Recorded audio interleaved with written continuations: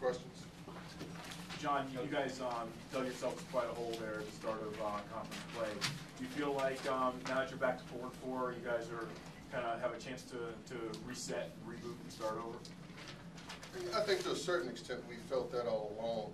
You know, I said, you know, if there's no good thing in losing those games early, but they happen to us a long year. And as everyone is seeing, I mean, teams in this league are going to beat each other up. Guys are going to have losses, and so we just have to, you know, climb out and keep fighting.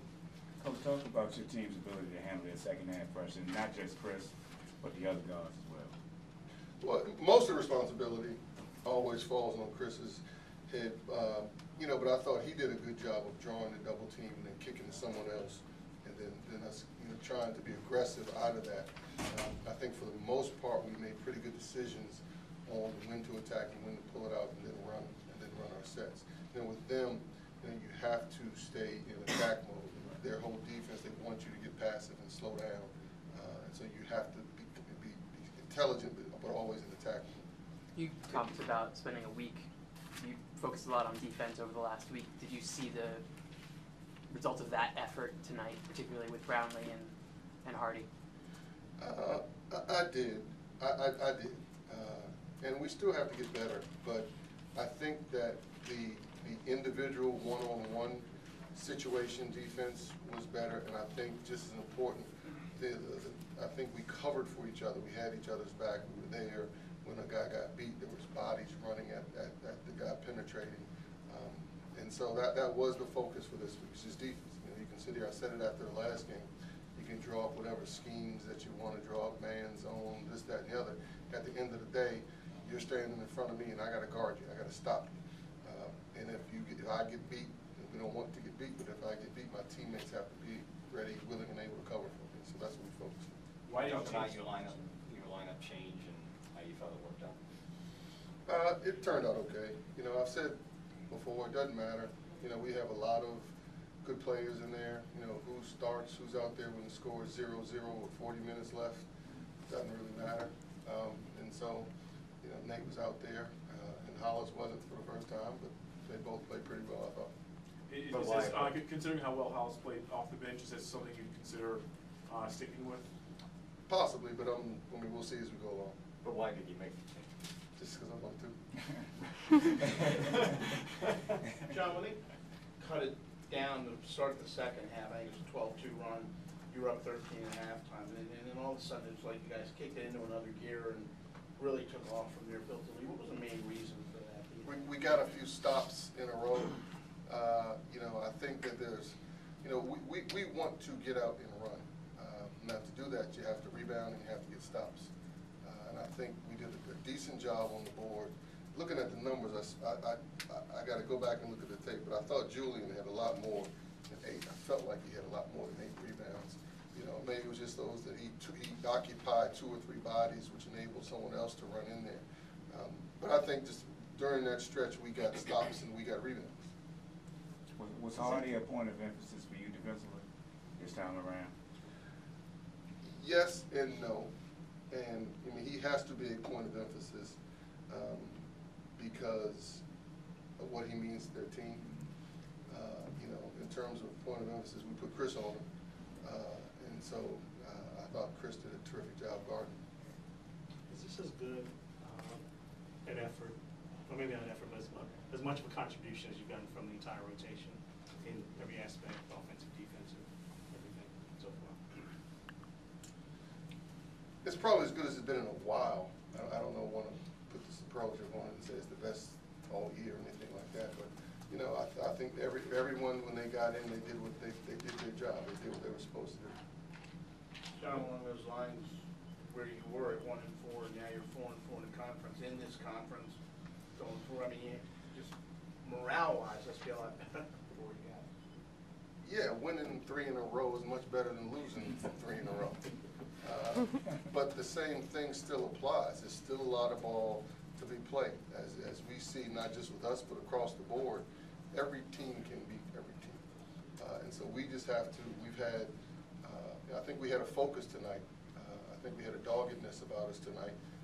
We just have to maintain that for each and every game. I'll say this, you've heard me say this, I believe this, I live this. 4-4 versus 1-4 versus whatever, you got to get ready for the next game. And if you start looking, this league is too tough, too daunting, too challenging. If you start looking at, ooh, big picture, we got to do this over the next 4-game span. No, you got to come to play and try to beat the person in front of you next. And if you do that enough times, at the end of the day, you'll be fine. Coach, along those lines, you traveled to Villanova Saturday. They lost to Providence tonight. Obviously, they're going to be motivated. What are you going to look to improve? What's going to be your focus these next couple of days to prepare for that game? Just preparing for that game. And I haven't seen them enough to give specifics of this is what we need to do to beat Nova. You know, obviously they have pretty good perimeter players. We got pretty good perimeter players. And so we just got, I haven't looked at them enough to comment specifics on what we have to do. But, you know, we got to make shots and guard our guy. 2 questions for Chris. First off, talk about shutting down Hardy. I think he was held to 10 points tonight. What was the key to keeping him from getting off? I just wanted to really, and his certain spots on the court where he's really aggressive and he looks to attack, and I just wanted to limit his touches and try to just make it hard and tough on him. And I don't think I did it. Just playing solid defense, not giving him any angles or anything. And also, what do you see when you look at this league right now? I mean, it just, Syracuse Honestly, losing, Villanova losing, it's just. I don't care. You know what I'm saying? I really don't. I can care less about Syracuse losing. I want them to lose. I want everybody to lose. So I really don't care about anybody. As long as we taking care of what we got to do, then we'll be all right. When we meet up with them, then we have to play them. But I can care less. Coach Lavin just said he sensed the payback sense of mentality from you and Austin and Julian based on how you guys played in New York. Did you have that? Yeah, we did. We definitely did. It was just, I think we know we didn't play well at St. John's, offensively and defensively. We just were off, and we wanted to really come out here and beat them on the boards and beat them on defensively. Just get a lot of stops and get out and run, as Coach said. So I don't think, it was definitely a payback game, but just another league game, and we really had a lot of emphasis on perimeter defense. This week we really got after playing a lot of 3-on-3, and I think 3-on-3 might have been much tougher than it was today.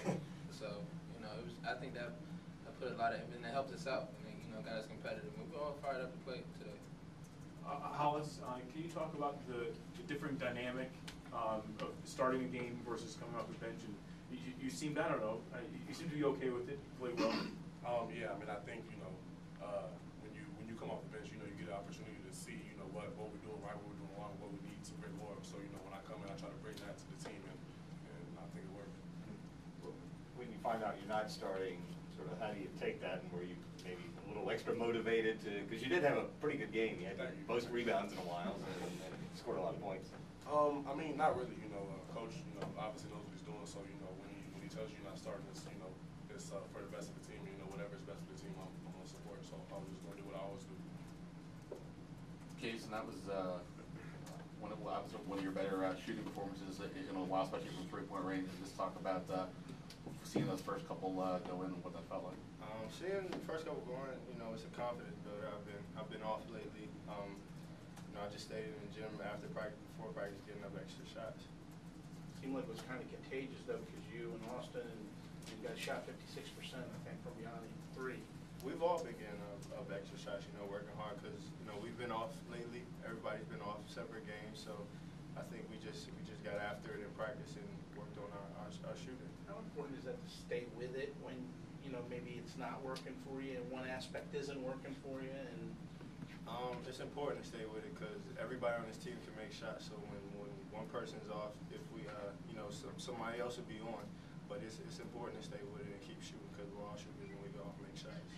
I know you guys, Jason, I know that Chris is talking about, you guys don't really care what other teams are doing, but when you look, I mean, inevitably you probably look at the standings every once in a while, right? And what goes through your mind when you see what's going on? Well, we don't necessarily look at the standings. I mean, when we're around, we watch some of the games that are on TV, but you know, we're focused on what we have to do, and if we know, like Chris said, if we take care of what we have to do, we'll be fine. Chris, who do you usually end up guarding in the 3-on-3s? Who did you usually end up guarding in the 3-on-3s? You know, it depends, but sometimes I can guard Jason, but sometimes, you know, I'm a strong dude, so I end up on Moses sometimes. You know, ask Moses about me, so ask Moses about me. But no, I mean, we just really the 3-on-3 was really intense. I got banged around a little bit, but it was definitely intense, and it was good because we got after it. It was real competitive. Chris, I know you said you've been around the league, you don't really care, but I mean, how much of a better feeling is it now for you guys as opposed to, say, 2 weeks ago? Yeah, it's really good. You know, we lost, like Coach said, we lost 3, we won 3, so it feels good, and especially the way we played today. Defense, I think I can't remember what possession it was in the first half where we had a couple situations where it's a couple 5-on-4 situations. We rotated, and we were in good position, but then we got a foul, and you know the kid went to free throw line. But it's just we were all communicate, and I think that's the biggest thing on the defensive end. And as long as we play defense, I think, and finish out our defensive plays, we'll be all right. Any other questions? John, how are you getting home tonight? I'm gonna get home, hopefully on the team bus. from Georgetown with Stone. Anybody have an 8 o'clock class? I'll be driving home. So we scheduled